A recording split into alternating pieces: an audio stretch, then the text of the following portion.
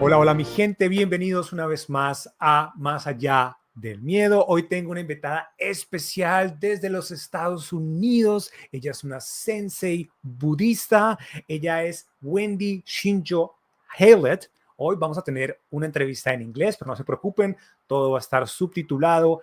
Ella es una maestra maravillosa del budismo, tiene un podcast que se llama Everyday Buddhism, ha escrito 2 libros ya acerca de la vida contemporánea, cómo vivir el budismo desde nuestra perspectiva hoy en día, nada de una filosofía complicada por el estilo, sino profundizarla justamente para que nosotros podamos aplicarla en nuestro día a día. Es una persona que conozco desde hace muchos años, es una gran dama, una maravillosa experiencia de vida y la entrevista del día de hoy, créanme que tienen que escucharla absolutamente completa porque nos cuenta historias de su vida, de cómo pasó la pandemia, de cómo sufrió en su juventud de ciertos miedos, cómo los ha superado y cómo ciertos traumas han nuevamente aparecido a lo largo de los años. Así que es una experiencia que no se pueden perder. Vamos a comenzar con esa entrevista y espero que la disfruten mucho. So, here we are, as promised, with Wendy Shinyo Haylett, a great friend of mine. I haven't spoken with her in a very long time, but I appreciate so much that she is taking the time today to be here with me, to want to talk about beyond our fears. This is my first interview in English. So for all the people out there being surprised that I'm not speaking Spanish, don't worry. I'm going to make sure there's going to be subtitles here. And I want you to enjoy this beautiful conversation with this amazing woman. Wendy, how are you? I'm doing good. I'm doing good, David. Life goes on. I get older, but if anything, it makes me it lights a fire under me. Oh, wow. That sounds pretty good. I mean, everyone is getting a little older. I see myself. I think the last time you saw me, I wasn't that white here Yeah, on the chin. but it makes you more distinguished, David. Thank you. I go with that. I don't have any issues with getting old, but many Wait till people you're my does. age. You might start having some issues. All right. I hope it doesn't become a fear, but for the moment, it, I it feel, I feel like, it might. It might. really. We could approach that at some point. Yeah. All right. Yeah. Well, we were getting ahead of ourselves. For starters, so we can start getting into the conversation about fears. Um, it's very interesting to have your perspective because you are not from Latin America. So that's one of the reasons why I wanted to have these kind of interviews with people around the world because culture has something to do also with our fears and Yeah. we have different perspectives and but also very interesting similarities. But for starters, I would love to know for you, Wendy, what does the word fear means to you? Well, I think there's an evolutionary process around fear. Um, as I was hinting at about age just a minute ago, when I was younger, you say in my 20s, I don't think I was frightened of pretty much anything. All I, I, right. I mean, maybe no, I probably was. But when I look back and recall it, like I tried things. I was the first woman broadcast engineer in a television station in the United States. So I took on a plunge right away when I was very young. So I sort of have that spirit in me. And if I look at it from an evolutionary concept, I see that fear um, has changed for me over the years. It's become more real Mhm. like when things happen to me in my life experiences. And once things happen to you that you maybe didn't expect to happen that weren't necessarily positive, and then you look back at them, Mhm. I think that introduces more fear, right? Because All right. if you weren't afraid before, and yet some other things happen to you, now you have sort of some background or reason to be fearful, if you know what I mean. So, um, Gotcha. as of you know, sort of the interesting thing is when you reached out to me to do this interview about fear, I mentioned to you in our message that I had I've been working on my second book. My first book was Everyday Buddhism, but I'm working on my second book, which was going to be focused on right view, which is Mhm. like seeing things as they are. And the book's title is Living. Uh, Now I can't even remember the working title right. um, I think I had it here. Life as it is. Life as it is. Yeah, life Um, as it is. Mhm. Life as it is. Most people don't live life as it is. They live life as they want it to be, or as they wish it wasn't. Right, which does Yeah, imply some fear there. Um, definitely. so I started this book like almost immediately after I released the second book, and it coincided with the beginning of the pandemic, Hmm. 2020.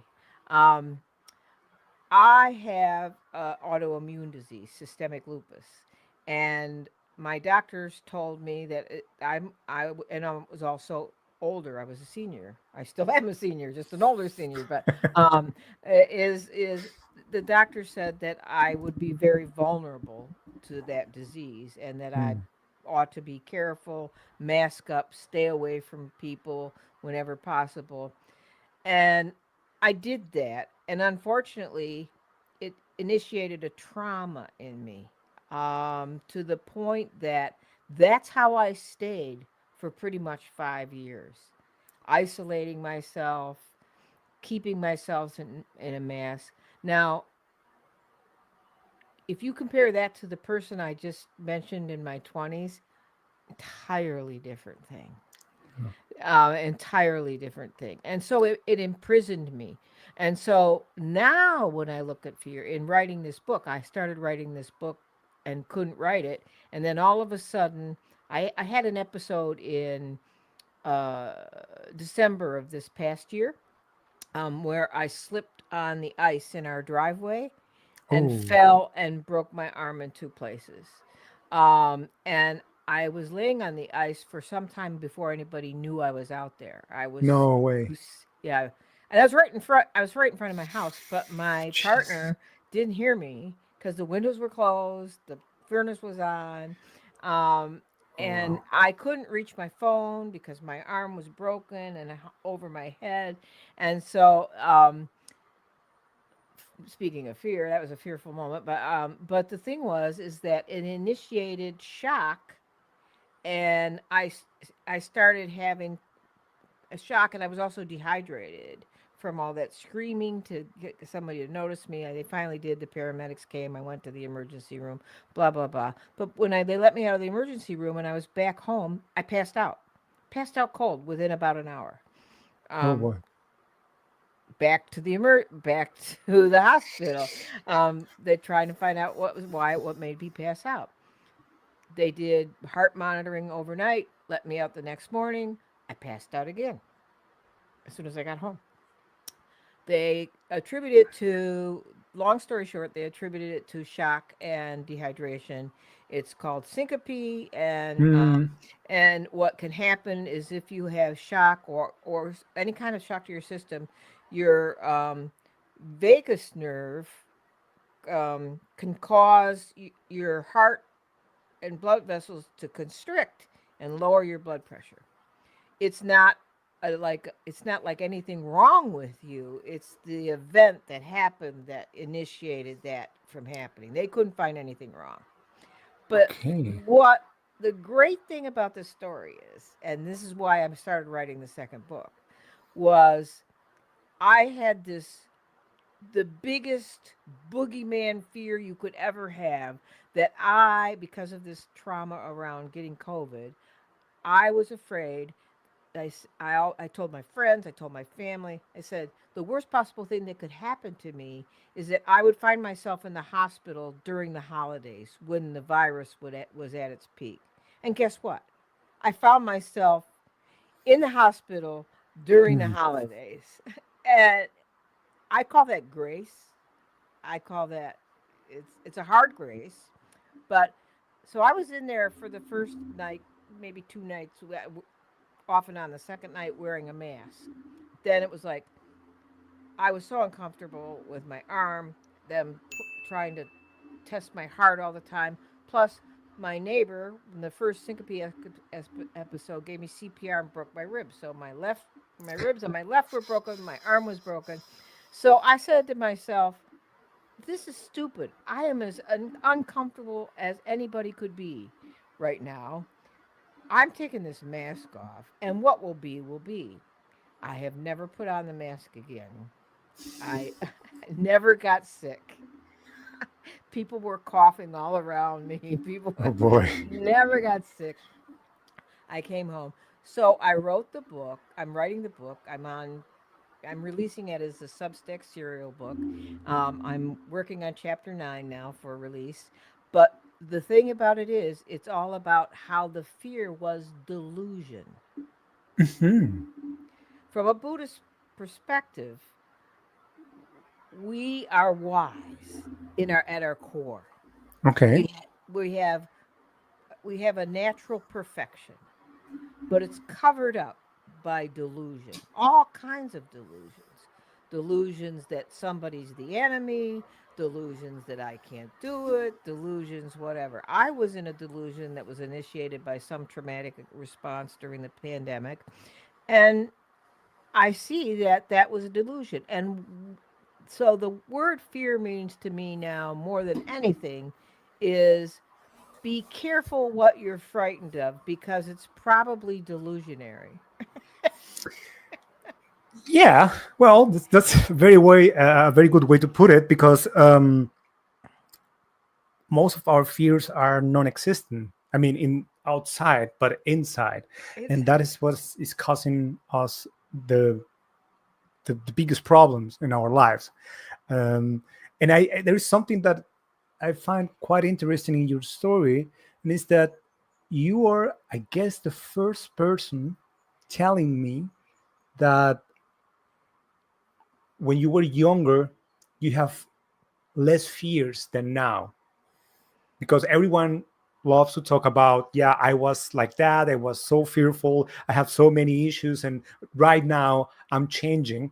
And you are showing us the other side of that coin. It's like, at the beginning I was a daredevil, I could do whatever I want, I was free to go, I had no issue with anything, I wasn't ashamed of anything. But now, the older I get, the more fearful I get, due to different experience that I have lived in my life. And it is also a quite interesting point of view, because now that you are telling me that, I realize that I know people that said to me, I wasn't like that when I was young.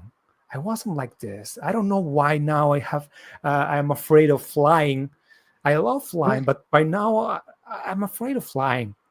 I don't know what happened to me. And this is interesting, but because it's also a delusion, like you said before, nothing have changed.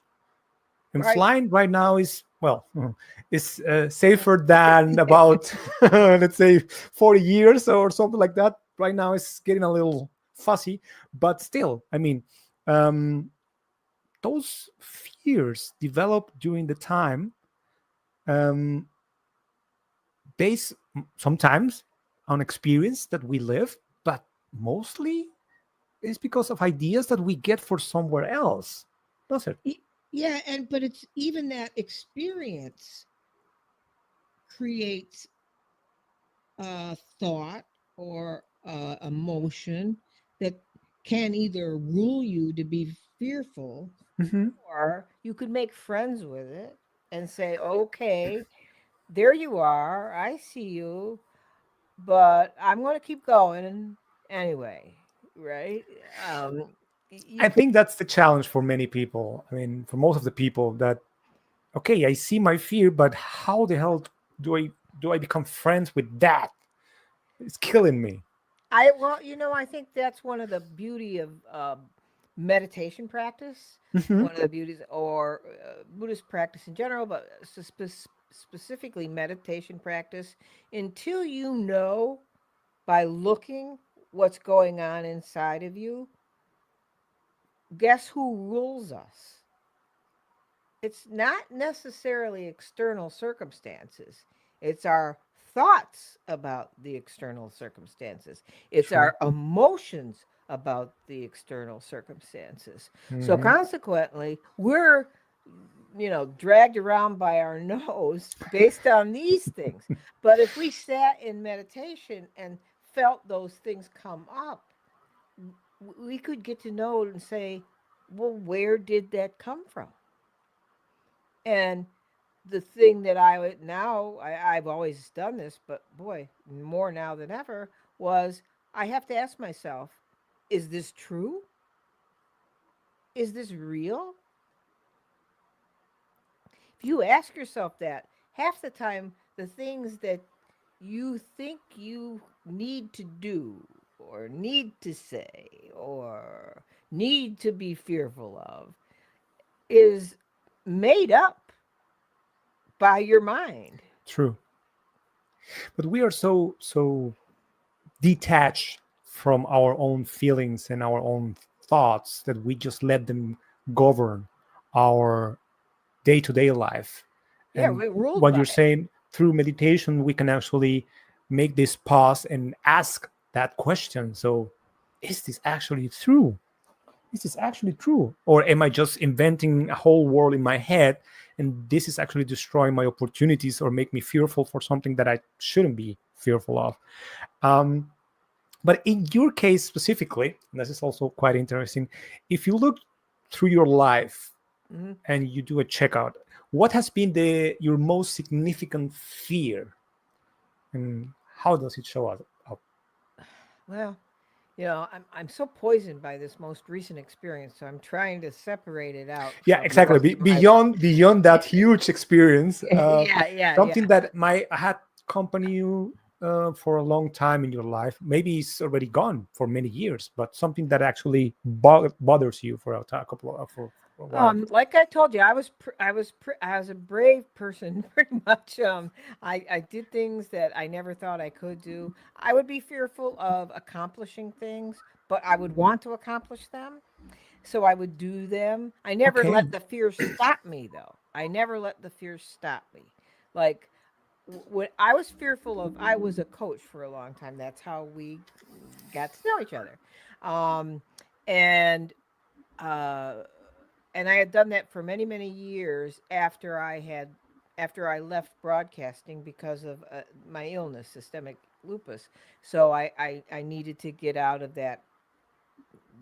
That's a crazy profession as far as stress and All time right. and working shifts and stuff.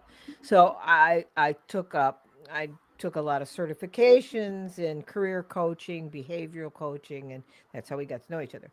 Um, but then when I was in turned 60, I think, I started rethinking all of that. I started thinking, is this what I want to do? Because I'd already been inducted and ordained as a lay minister in Buddhism. I was a sensei, and I really wanted to do something that was more in line with that, even though Mhm. when I was coaching clients, I was instilling Buddhist stuff in there, but not labeling it as Buddhist. But so I wanted to do something more in line with that. And my family, who were big, my brother and my nephew, who are both big into podcasting, said you would be great in podcasting. You know the technology, you know broadcasting, you like to talk about Buddhism, you know Buddhism. You should start a Buddhist podcast. And I was like, nah, I don't want to start a Buddhist podcast. But when I turned 65, I thought, I should start a Buddhist podcast. But then I started digging around about how to do it, how to start it. And I wasn't going to spend any money on getting someone to create it for me. I was going to do it myself. And that's the way I am. I'm a DIYer. So I researched everything about how to do a podcast. And I have to tell you, David, it scared the crap out of me. It did, because I was far removed from the technology of the day. Mhm. So I felt, I was 65. So there were all these things that seemed like limitations. And so I started trying to learn podcasting, which, even now, podcasting is way easier than it was when I started. I'm Of 72 now. course. That was 7 years ago. I way easier now if I started it now, but then it was still a little more complicated than and. I was trying to figure so many things out, and I remember one day I actually cried. I actually thought, I can't do this.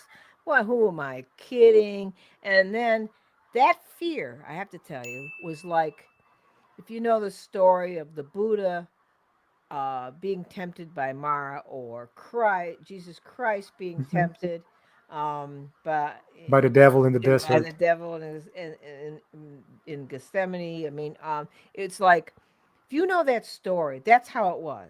It was like I felt like that fear was like the devil or something, and it was laughing at me, and it was like, and I was like, no, I'll show you. I'll show you. I'm going to do this thing, and I'm going to start a podcast at 65 years old. And I did. So I guess, and I talked to you at the beginning, right before we started recording. There's good fears and there's bad fears. I consider that a good fear. It was I was fearful of doing something that was an accomplishment that I know was positive, that was good for the world, that was good for me. Um, but it was still very scary to do it because I wasn't sure I could. Well, and my question here will be, what exactly, if you could label that fear, how would you call it? Because I mean, you made it. It was a positive fear based on what you're telling me. You are a great podcaster. You have your podcast for many Seven years. years. I love it. Um, and the point is, I want to understand, how would you call that fear or that devil that it was just mocking you in the background? Well, um, I think uh, a lot of people, and I'm trying to be look at it from a younger perspective a bit. I think a lot of people are fearful about making steps in their career, about being true to themselves. For you know, they because they look at the people around them and the world around them, and they take them as uh, how should I say, as the standard they should follow Hmm. without actually getting in touch of who they are, which is maybe not at all like the standards that are being shown to them.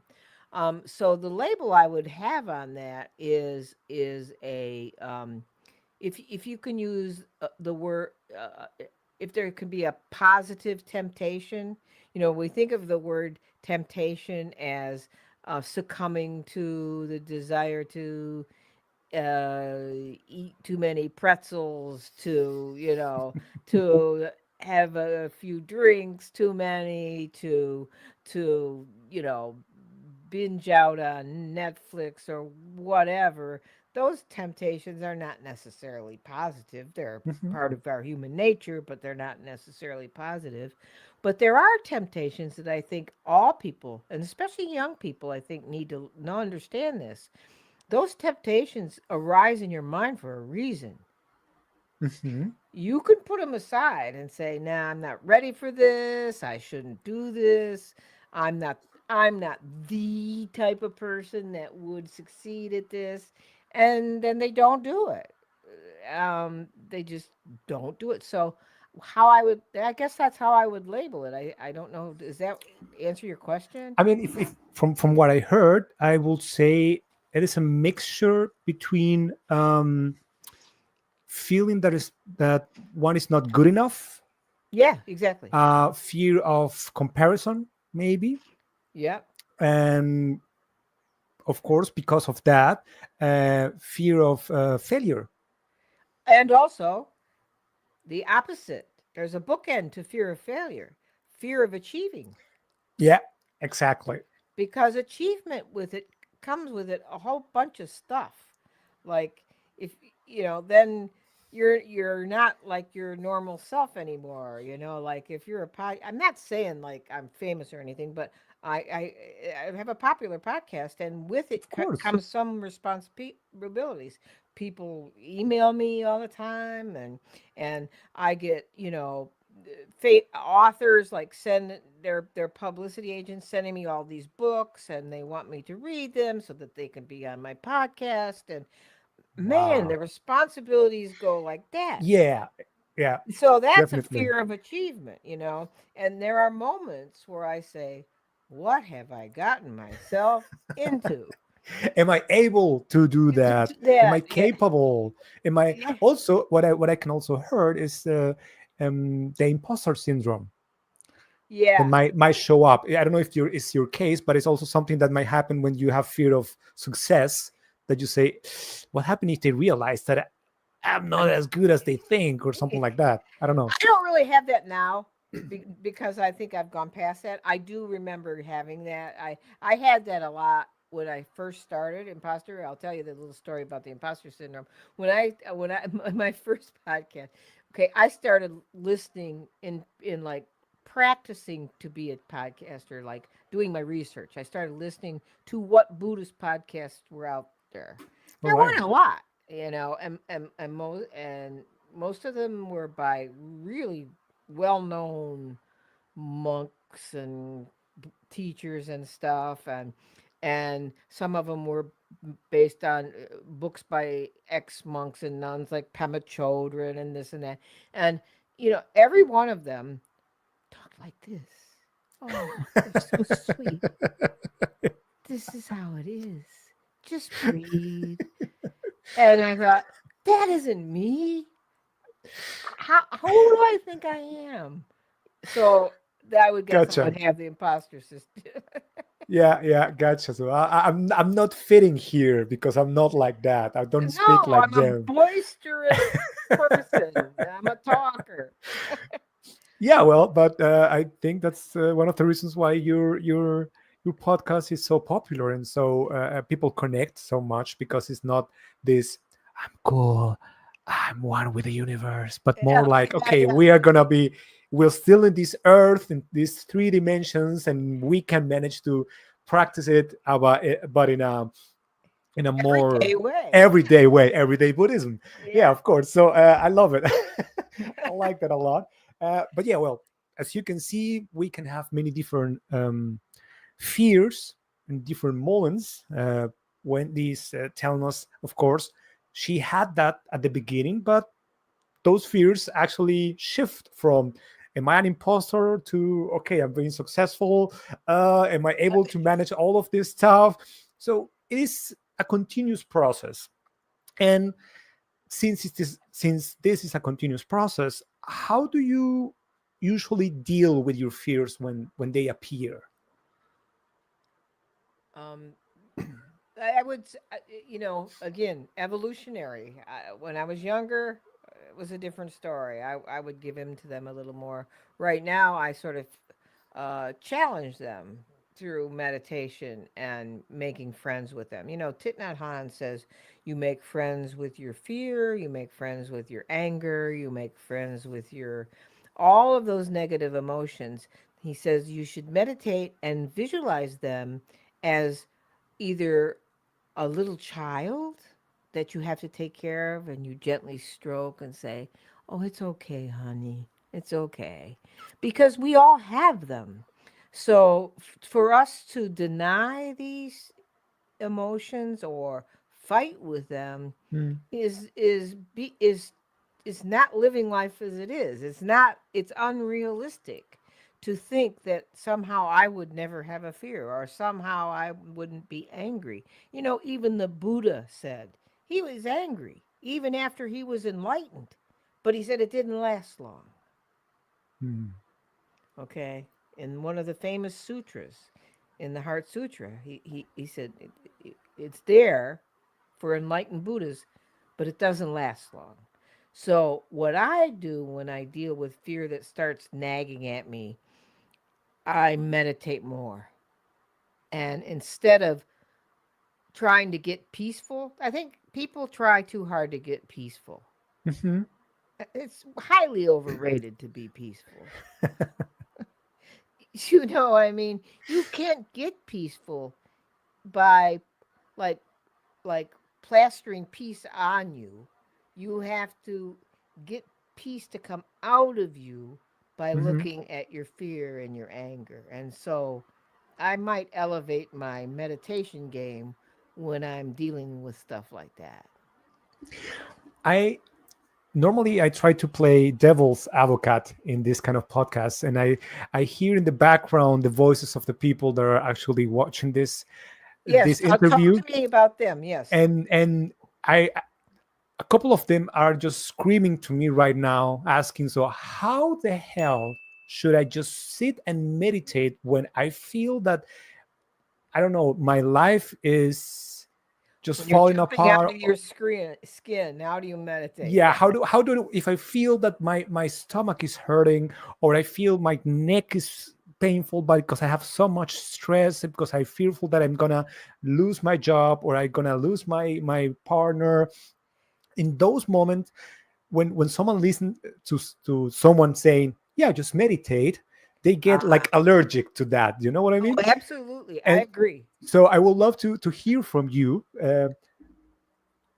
what would be the practical steps to, of course, the fear is coming for you, your way to manage this is through meditation, but what would be, how do you start this movement to, okay, I accept what it is, I know it's this is fear, and how do I manage to calm myself down so that I don't explode or make decisions based of passionate decisions, or out of anger or something like that.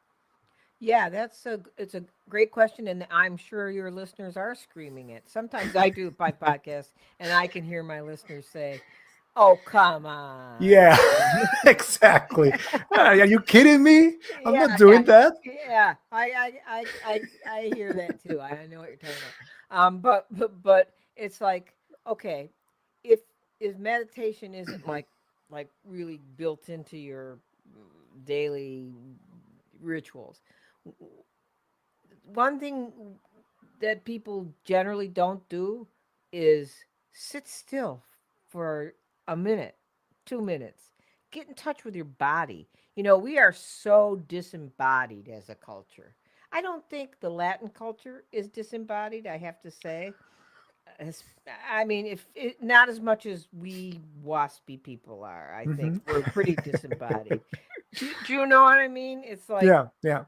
we're disembodied, and we do everything from the head. We do everything from the head. And if you take a minute to sit and tell yourself, okay, I'm not don't say I'm going to meditate. It's just I'm going to sit here for 5 minutes. I'm just going to sit here for 5 minutes. Sit there, put your feet on the floor, Hmm. because you have to sort of close the circuit, to get in touch with the earth, put your feet on the floor, and you will feel your body doing things. Okay. Now everybody's fear is different. Like I get a stomach ache. I get like an intense stomach ache. Not a stomach ache like nausea, but like it's like Pressure, like a or pressure there. jumpy, like there's Yeah. it's full Hmm. of butterflies. Um, so you get that, and I'll feel that, but if you're running around just escaping through what you're by telling yourself stories about your fear in your mind, you'll never feel that. You won't even know that that's happening. And actually, you can feel fear before you think fear. Hmm. That's a good one. If you sit still, if you just put 5 minutes in your day, or 5 minutes in your day twice a day, and that's not a lot. Okay. If you can put and just be in your body, just be in your body, you may feel fear before you actually start dealing with it in a Conscious way. conceptual way. Yeah. Hmm. So I don't know if that answers the screaming audience's question. Actually, it does, because, and I relate so much with that. It's funny though, because I have starting to do that for the last couple of weeks. I had so much stress in the last couple of months. I have a red eye, headaches. So my body was telling me, like, dude, just calm down, Yeah. chill. And I start realizing I haven't done that for a long period of time, just like sitting down. So what you're telling me has had so much meaning for me because it's so true. I can vouch for that because I have been doing this and it's so helpful. Just put your foot on the floor, barefoot if possible, and just sit still. Yeah, David, but I have so many things to do and I need to resolve this. Yeah, but you're not going to resolve it in the next 5 minutes. And if you do it, it's not going to be a good way to resolve the situation. So stop, sit down, and just watch, hear, smell, and feel your body. And it's unbelievable the changes that I have Oh, yeah. felt in myself dealing with stuff because they're still there. I have stuff to do, but the way I'm handle them, the way I'm working on that is totally different. So that's a very practical way to deal with it. If you don't feel like meditating, you don't need to. Just sit down still. And I believe in this case, the Latinos are more jumpy. Oh, well, yeah. They may be more in touch with their body, but I think you're right. There's that. There is this. I don't know if it's a natural anxiety that we need to be on the move. We need to be doing stuff. We need to do something, and being still. It's funny though because it has become. Stillness is a new skill. It seems that it's. It seems like that's what I mean. I mean, it becomes like a new skill that you need to learn. While actually, we're totally, and we are way more out of touch with that now than we were, say, even 10 years ago or 5 years ago, because of we're walking around with these supercomputers, that used to take up 29 buildings in NASA, but this little thing can do everything. And we're walking around it and then we're addicted to it, right? Yeah. We're totally addicted to it. It's like, whenever I go to the doctor's office or any place where I have to wait in a waiting room, I always look around to see who's not going to pull out their phone. Oh, that's like winning the lottery right now. Yeah, who's not going to pull out their phone? I mean, and it's like, if just that moment, or I mean, if you're in the grocery store, it's amazing to me. People are on their phone in the grocery store. I was behind a guy just the day before yesterday at the grocery store. And the woman ahead of him was almost done, and I almost had, I didn't want to say, "Hey, buddy, get moving here." It's like, because he was like texting away, It's like I couldn't believe it. And I see people in my neighborhood. They're taking a walk. It's spring. The birds are singing. The daffodils are up. The trees are budding.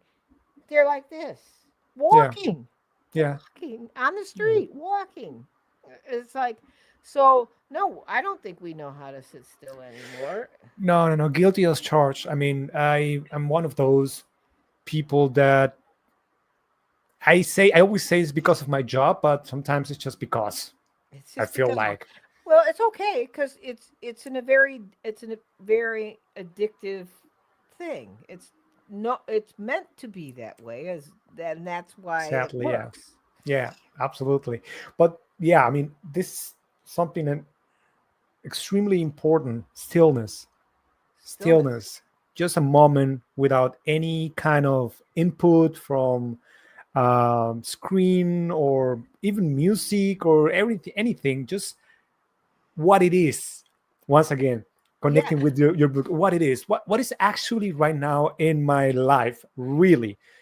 Birds are singing, or is it raining, or I don't know, it's a motorbike going behind me. Yeah. But it's actually what is happening and not what I'm trying to create, connecting with my cell phone or connecting with music or something like that. It's just those moments of stillness, although around you might be noise, that help you to regain control and connect with the body is so important. I'm reading once again The Power of Now from Eckhart Tolle. Yeah. And he said that just Yeah. if you manage to connect with your body, you are once again here and you see things in a different way. Your issues change, because if we just stay here, it just evolves, it just grows and grows and grows. And yeah, we That's just stop. it's a story. We weave those narratives over and over. It starts with one spark of something or other. You don't even know what it is, and then all that stuff in your brain just keeps going on and on and on and on, and you don't even know what the heck you were worried about sometimes. But That's true. because but if you sit still, sometimes you get answers to your fear, your stress, your anger. They just It's not like they're a conceptual thinking thing, but if you sit still for a while, all of a sudden you see it completely differently, and you might know what to do a little better. It's like and that the prop it's because you take yourself out of wherever you are in that Mm-hmm, brain, mm-hmm. and put yourself, like you said, in this place, in this time, what's happening now. Actually, one of my a good teacher of mine who was one of the he's one of the most well-known leaders in Japanese psychology, um, and his name's Greg Creech, and his one of his favorite lines is "not happening now." So when you're feeling fear, when you're feeling this, if you can repeat that mantra to yourself, "not happening now," because it's not. If you're just sitting in your chair It's or in not your house, happening now. it's not happening now. Yeah, that's the point. With we can call it mindfulness. This Yeah, is it getting is. very Yeah, popular. This is just being here totally, and regardless what kind of issues do you have. And it's something that I actually ask my people in the workshops. I'm always saying, like, raise your hand if you have an issue, a problem right now.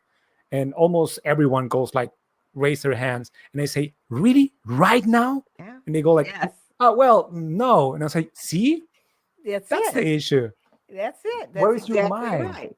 That's exactly right. That's why. That's why sitting still allows you to appreciate that now is pretty cool. Yeah, exactly. We don't have any issue right now. And if you're No, watching this, you there's have nothing no wrong. issue at all right I now. know. And if we move a little to the past, before you were so wise, because you have managed to understand all this kind of stuff, um, is there any opportunity you feel you miss because of a fear? Well, other than the last 5 years, so I think that counts, Yeah. of my whole life. I mean, I kept my wife and I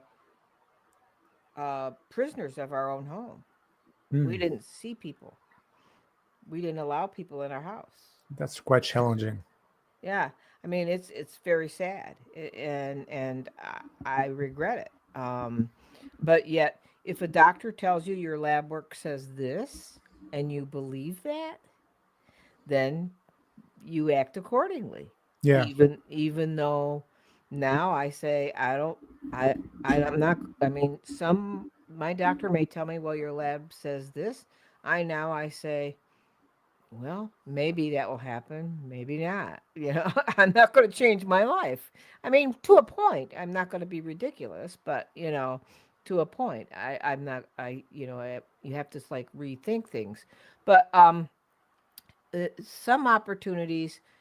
If I go way back, um, because this subject hasn't come up at all, is that I'm gay, and I knew I was gay when I was very young, when I was in like sixth grade, Okay. and and that's like in the late 50s, early 60s. Now, nobody probably remembers that being gay was considered you were deviant, and it was actually in our country it was illegal.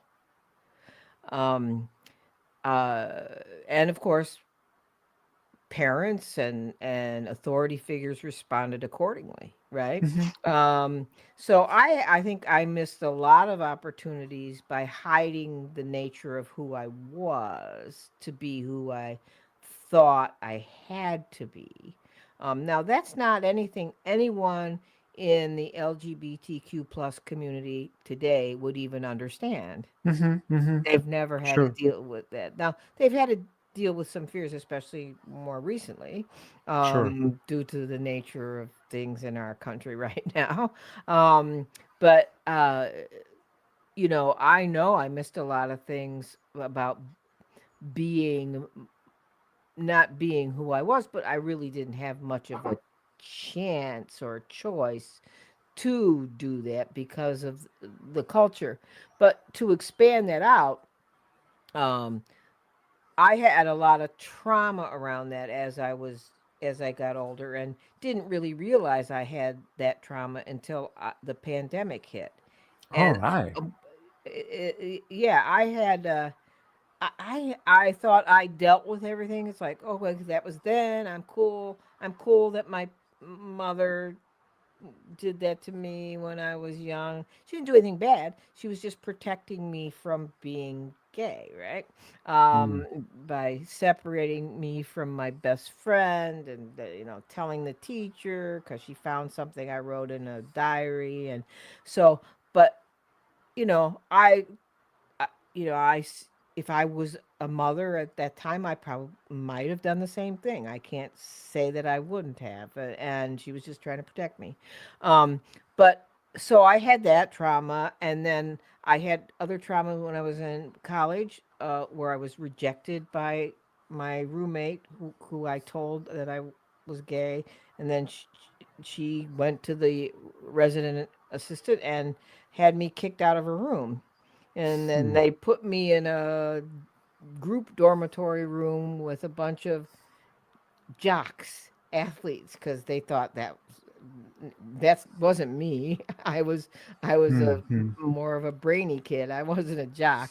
So it was like, and that caused great stress, and I ended up having sort of like a nervous breakdown. I took drugs, drank myself silly, and ended up leaving school. Long story short, though, when I got out of they put me in a psychiatric ward for a while, and then they Wow. wanted to change me. Yeah, they did that then. They were going to do electroconvulsive therapy. Um, Jesus. but my parents didn't allow that because I was underage, so they'd have to sign for it, thank God. But Hmm. by the time I came home, um, I met some people in Cleveland, which is a bigger city outside of where I lived in Ohio.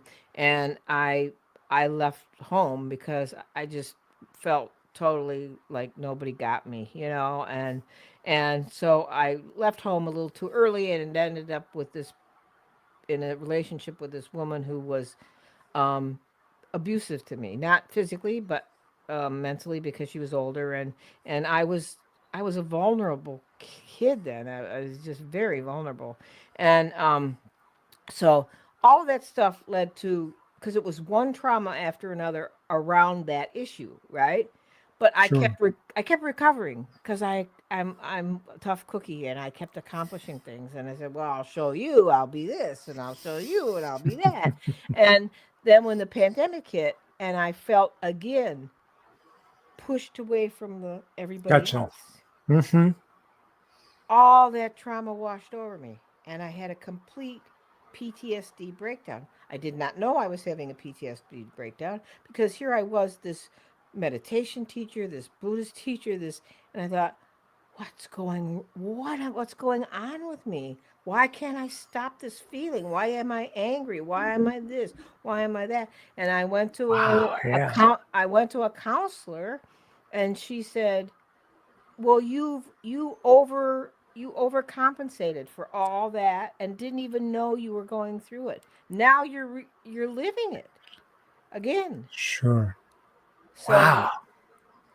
um, that's in line with the fear thing, because I had no choice but to be fearful of being who I was. But yet, look what happened. I buried all the things that really were horrible and I should have dealt with emotionally, just so that I could be normal, so I could get on with it, right? Hmm. Hmm. Hmm.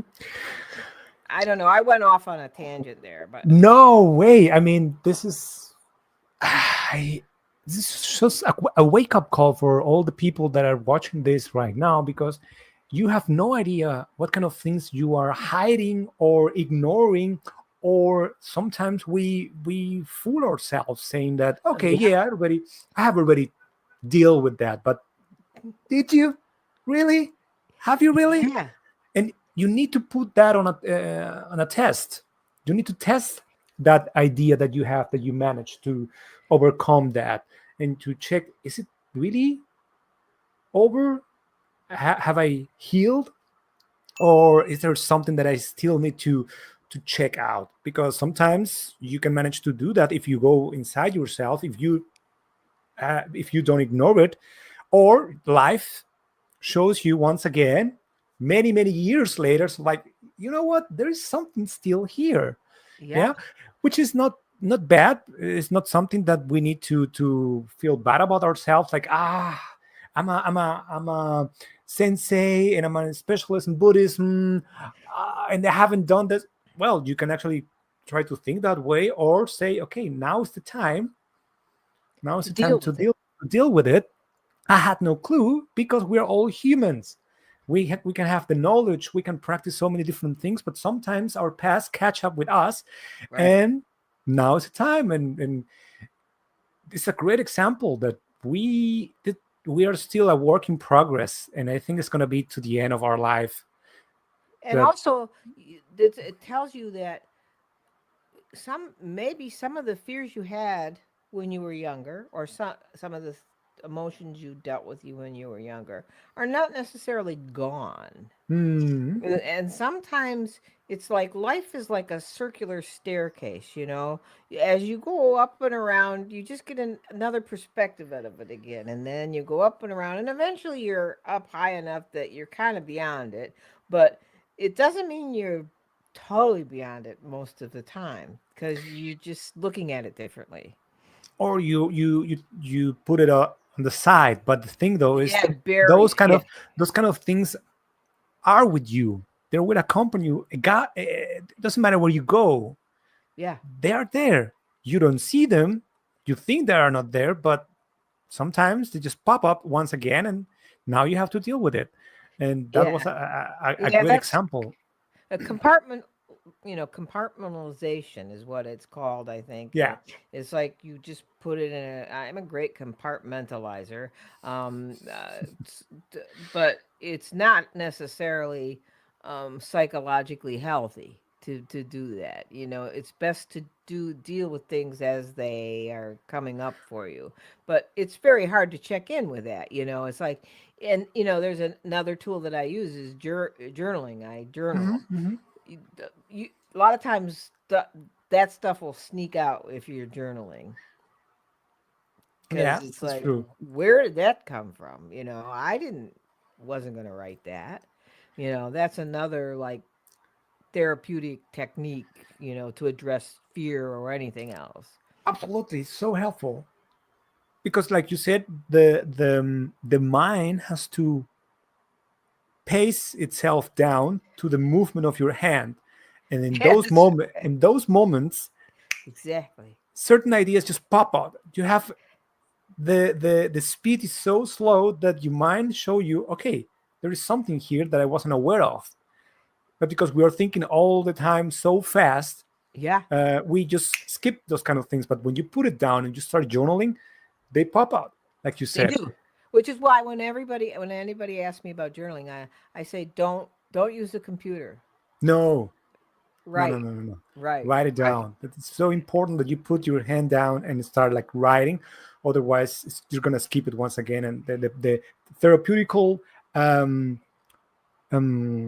help of journaling is not gonna be there, because Yeah, it's yeah, and it's again that goes back to our in touch with using our body to be exactly. our little guidepost to what's Yeah, going on with us. yeah.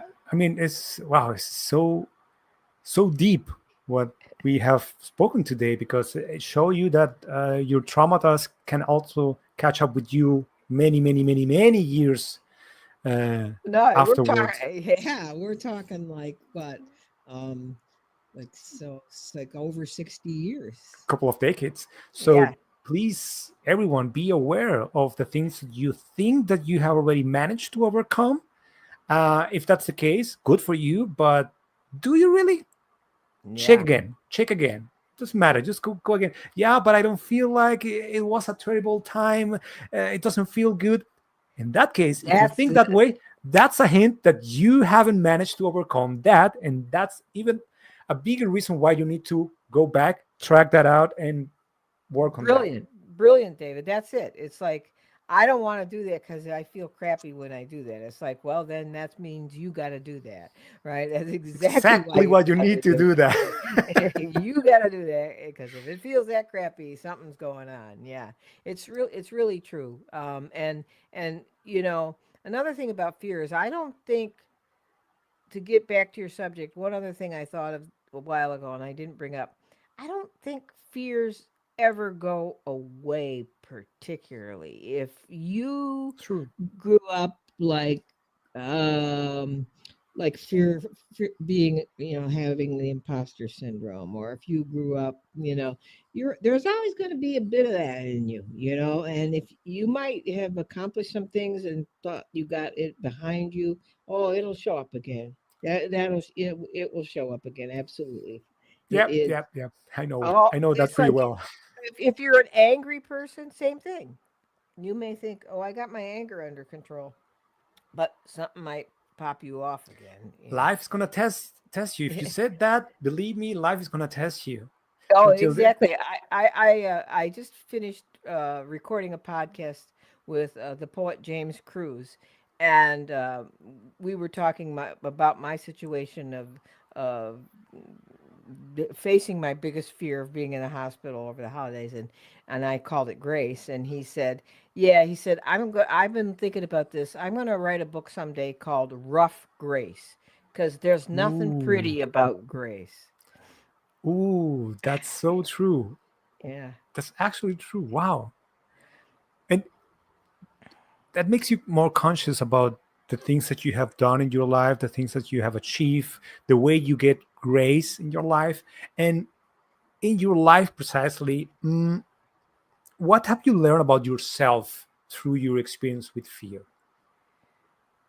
Is that I'm a bigger chicken than I thought I was? Okay, that's one. Yeah, because I mean, I never expected to have been so terrified for 5 years of Mhm. of a sickness. Never expected that. It just did. It seemed, but I think it was all wrapped up in the trauma. So I always give myself a little leeway on that one. Um, but it's like I that's one experience is that I'm probably more fearful than I think I am. I'm a pretty cocky person. Um, all in all, still today at 72, I'm still pretty cocky.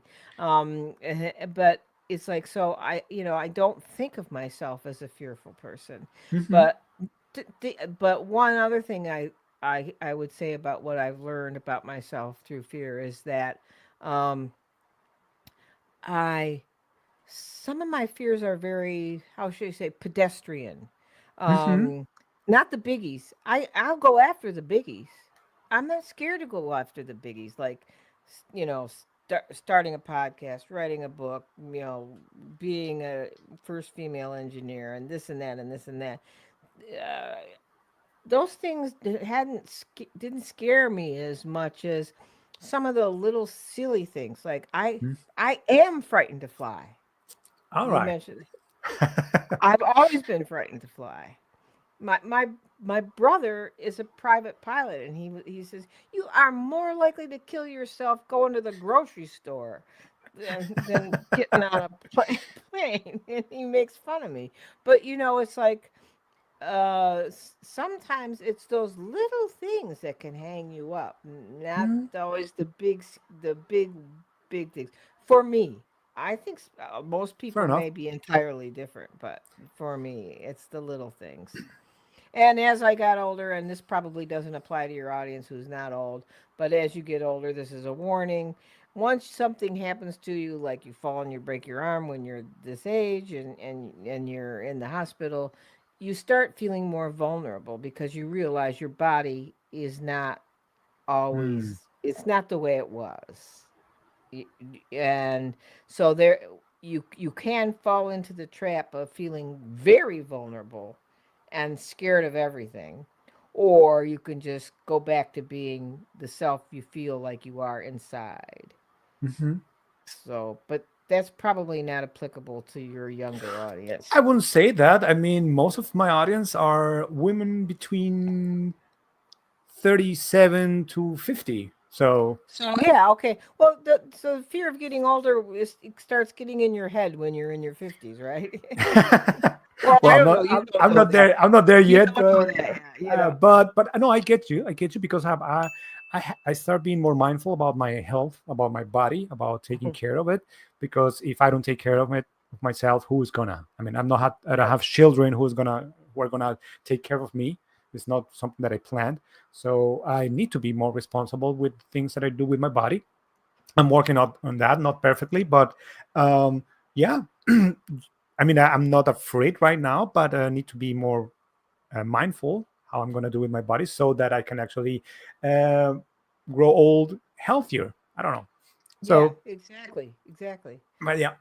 Well, we have been dealing with so many different things here today, and I'm so glad I haven't done many of the questions because you have actually managed to respond to most of them through your experience, through the stories that you have been telling us, and try. I would like to try to um, oh, I forgot the word to round this up Summarize. to summarize to wrap the thing up Wrap it up. and Wrap it up. to wrap it up. And I would love from you to tell us, is there any quote or mantra that inspires you when you face your fears? I think I already shared it. It's not happening now. It's not happening now. That's a good one. Yeah, because most of our fears are imaginary from the past or the future, Yeah, right? yeah, you're right. And that's because if it's in the past, there's if you really understand the concept of now, which is like it's a bandied about term, and and it's not always helpful, I don't think, to most people. But if you look at it in a very practical way, and you say to yourself, okay, right this second, what's the future? Well, there is none. Mm-hmm. Right this second, what's the past? Well, it's a memory. I can think of the memory, but it's not a realistic thing that's in front of me. So you always have to say, what's in front of me? What is the thing I need to do now?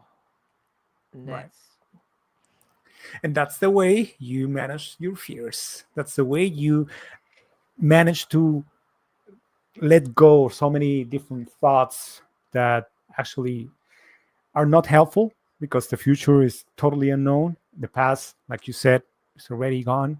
So we are here. It's not happening right now. Try to focus on your body. Try to connect once again. This is a great idea, a great technique. I will beg you to try that out at least once every yes. couple of days. Believe me, I have to start doing that. I'm a very anxious person, someone who needs to be doing stuff, to need to be distracted with something, and I have managed to do that, and I have found great peace on that.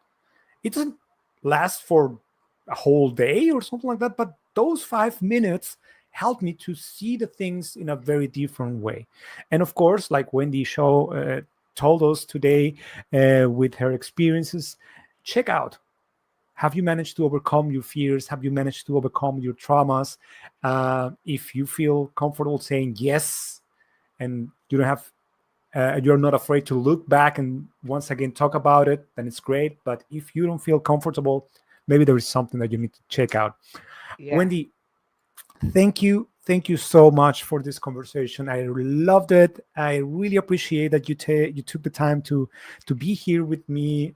Thank you a lot. I will post your website, your podcast. Everyone who wants to know more about Wendy, you can check it out here in the description. Please follow her. The podcast is amazing. Make you reflect about everything. Is a lovely conversations, and I really appreciate. And the book, of course, I will put everything here down so they can Thank you. follow you.